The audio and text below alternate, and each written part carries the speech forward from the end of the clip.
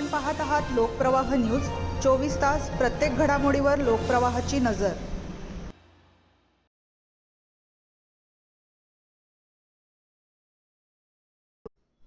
सुरगाण्यात पावसाचा महाकहर, शेतकरी पुरात वाहून मृत्युमुखी, पाझर तलाव फुटल्याने शेती उद्ध्वस्त, अनेक गावांचा संपर्क तुटला।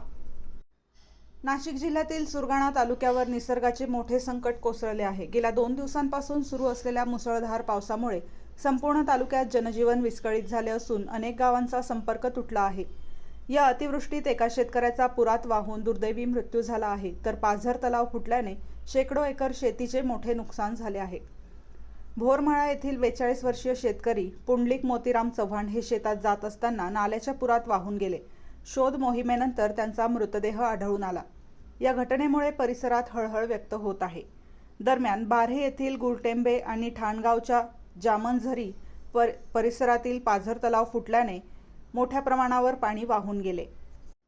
या पाण्यामुळे नदीकाठच्या शेतांमध्ये चिखल, दगड आणि गाळ साचला असून भात, नागली आणि वरीसह विविध पिकांचे मोठे नुकसान झाले आहे। अनेक शेतकऱ्यांचे लाखो रुपयांचे नुकसान झाल्याचा प्राथमिक अंदाज व्यक्त केला जात आहे।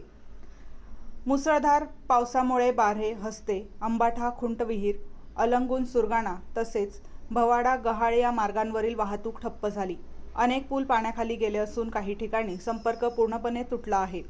खुंटविहीर परिसरातील रानविहीर गावाजवळ भूस्खलन झाल्याने प्रशासनाने नागरिकांना सतर्कतेचा इशारा देत सुरक्षित स्थळी जाण्याचे आवाहन केले आहे। उंबरठाण परिसरात विजेचे खांब कोसळल्याने 36 तासांहून अधिक काळ वीज पुरवठा खंडित आहे।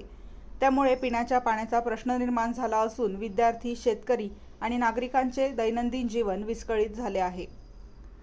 नार आणि पार नद्यांना पूर आल्याने नदीकाठच्या भागांना धोका निर्माण झाला आहे। प्रशासनाने नागरिकांना पाण्याखाली गेलेले रस्ते आणि पुलांवरून प्रवास टाळण्याचे आवाहन केले असून आपत्कालीन परिस्थितीत प्रशासनाशी तातडीने संपर्क साधण्याचेही सांगितले आहे।